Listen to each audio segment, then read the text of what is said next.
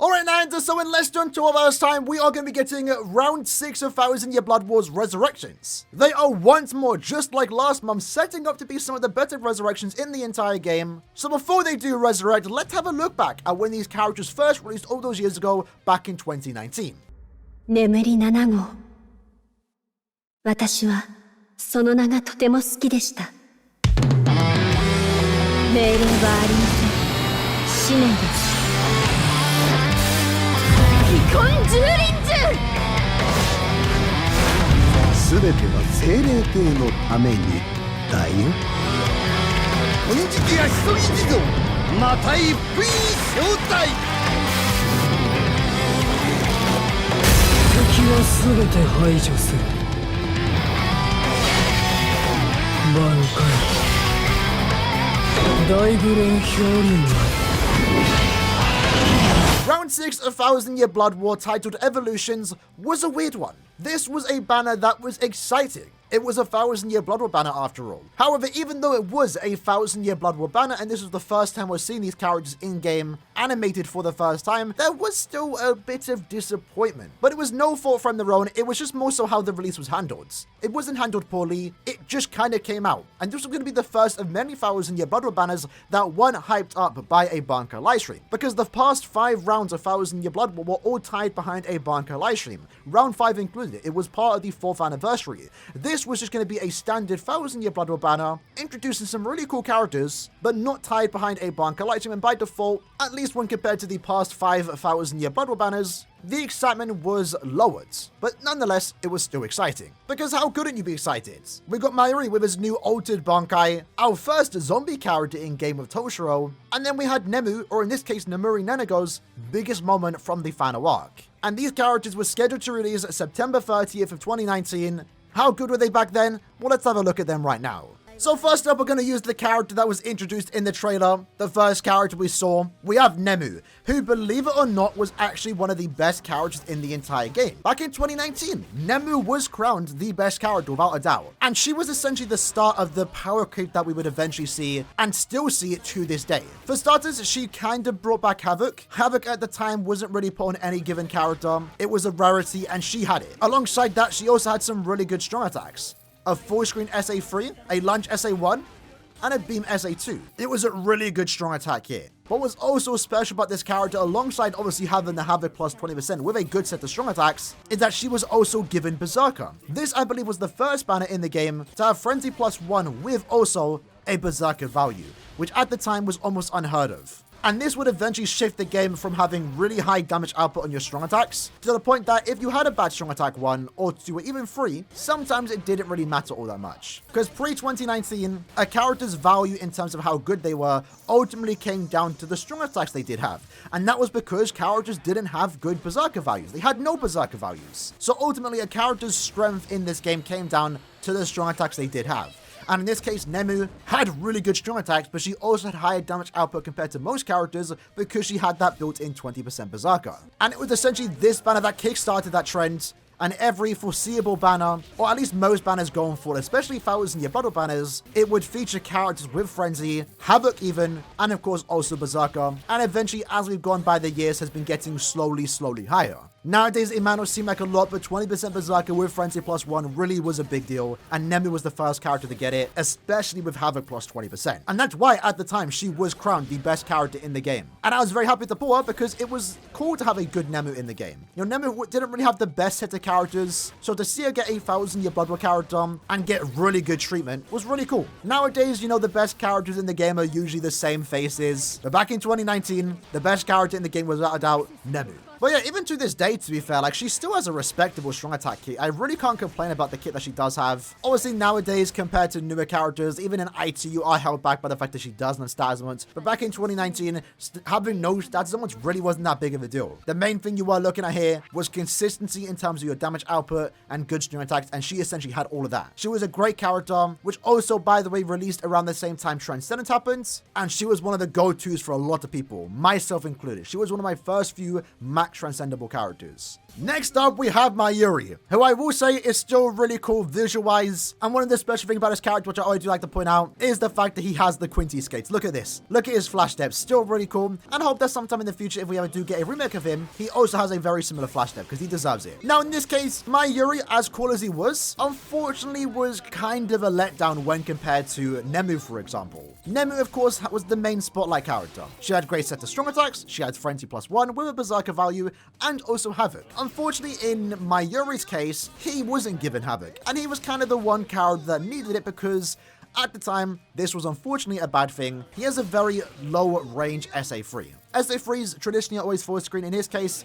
he has a 900 AoE radius. So it was kind of unfortunate to see him on a banner with Nemu, who has an above full screen SA3, better strong attacks, while Mayuri kind of just has a 900 AoE around him. But I will say visually, I think this character looks great. The purple and yellow looks really cool. His strong attack kit still wasn't too bad. Keep that in mind. Like, nowadays, sure. But back then, it was still perfectly usable. He was also the first character to be completely immune to every status summon. That was really cool to see on Mayuri. Nowadays, that's kind of a common thing. Back then, it was rare, and only him and Gremmy had it for the better half of a year. But the main thing for those meta heads that brought this character down was just the lack of range. We were starting to go into a new meta where every character started to have Havoc with really good strong attacks. And Mayuri, who naturally had less range and no Havoc, he started to fall off quite quick. But was still a great character nonetheless.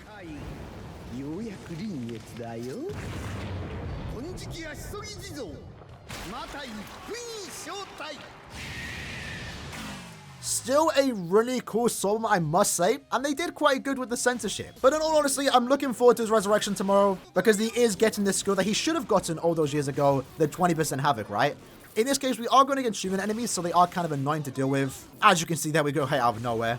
So the lack of range here really does hurt us.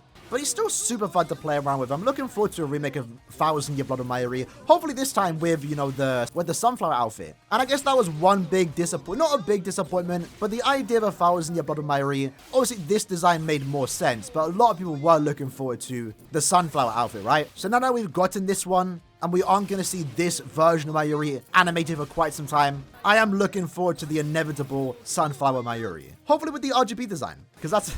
Still have no idea why he's done that, but it looks cool. But let's go ahead and use our Soul Bomb. The character is 5'5". Let me know in the comments below if you guys have the character 5'5". This banner in particular, round 6, is probably the most common 1000 Year Blood War banner, I must say. They are, after all, a banner that gets put into a lot of other banners as fillers. And I've gotten all these characters 5'5", and I see a lot of guildmates are also very similar, right? But yeah, overall, pretty fun character. At the time, was probably the biggest disappointment in the banner. Not that he was bad or anything, it's just that there was some clear unfair treatment. Him having less range than Nemu, and Nemu was the one given Havoc. Nemu was just really good. That she kind of outshined the other two characters. Next up, we have Toshiro, probably one of the biggest surprises of the banner. A lot of people did want zombie Toshiro to happen, or just zombie characters in general, but not everyone believed it would happen. So when this character came out or got revealed, it was probably one of the biggest surprises. And I'm sure Toshiro fans all around the world were excited to see this character.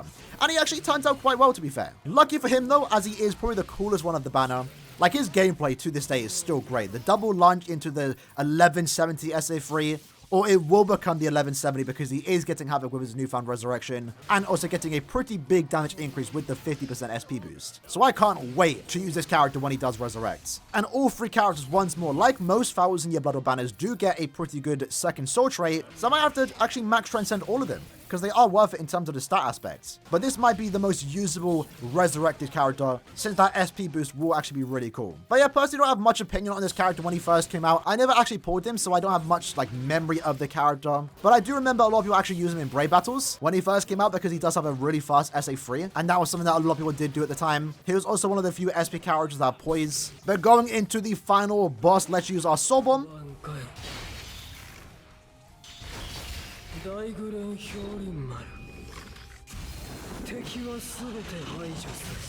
Really cool Soul Bomb. Looking forward to see what it's going to look like in the anime if they keep the darkened skin, because I believe their skin's supposed to be red. I'm not sure if this is going to be the official design, but we will eventually see that soon animated.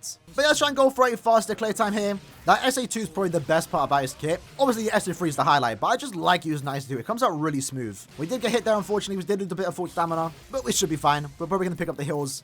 in the next room. I think visually, though, this was the best looking of the three. And that's a pretty good comment to say, because remember, we have been getting a lot of Toshiros, especially at this point in time back in 2019. We've gotten a lot of ice characters, so I do like how every time we do get a new ice character, they somehow, at least the special ones, do end up looking a bit more unique here.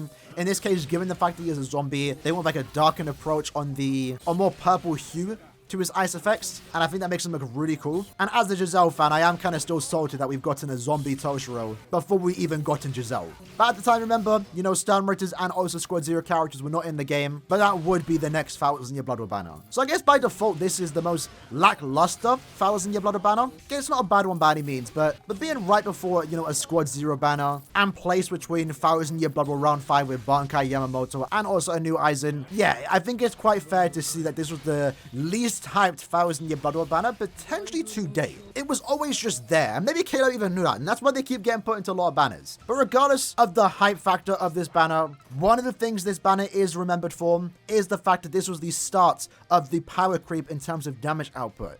This was the banner that first started getting Frenzy +1 with a Berserker value. Again, at the time, that was super rare. And as we went by the years, that Berserker value slowly started to get higher and higher. And now we have even more mechanics. Frenzy +2, the gauge effect, SP boost. That further increases the damage output for characters. So I think it's kind of cool that this was the first banner, or in this case with Toshiro, to get the first SP boost on a resurrection. It kind of makes sense. This, after all, was the banner that first kickstarted the power creep. So I kind of like that. But with that said, lads, that was the video for today. Again, they are scheduled to get resurrected in around 10 or so hours time. We are going to be trying them out once more, this time max transcended, or at least more developed. For the most part, what you saw with these three characters are all SP level 10. I do have all of them 5-5, and I will be leveling up their SP, leveling up the focus, potentially even attack, because they are really good links, all three of them. And it's really cool that even though they're all really good links, they're all different type of links. You know, Nemu is more damage to enemies not affected by an ailment. Mayuri is 60% more damage at full stamina. And then Toshiro is still similar, more strong attack damage though at full stamina. I think it's kind of cool. Looking forward to trying them out once more when they do resurrect tomorrow. If you have any memory of these characters when they first released, let me know in the comments below. For me, the highlight was just Nemu. I got very lucky and pulled a 5-5. So she was my go-to character for a very long time, and I just thought it was really cool to have Nemu as the best character in the game, even if it was only for a short period of time. Because nowadays, I never expected Nemu of all characters to be the best character in the game. That's nowadays held for characters like Ichigo, Aizen, Yamamoto, for example. But either way, hope you liked and enjoyed the video. I'll see you guys next time. Take care, and peace.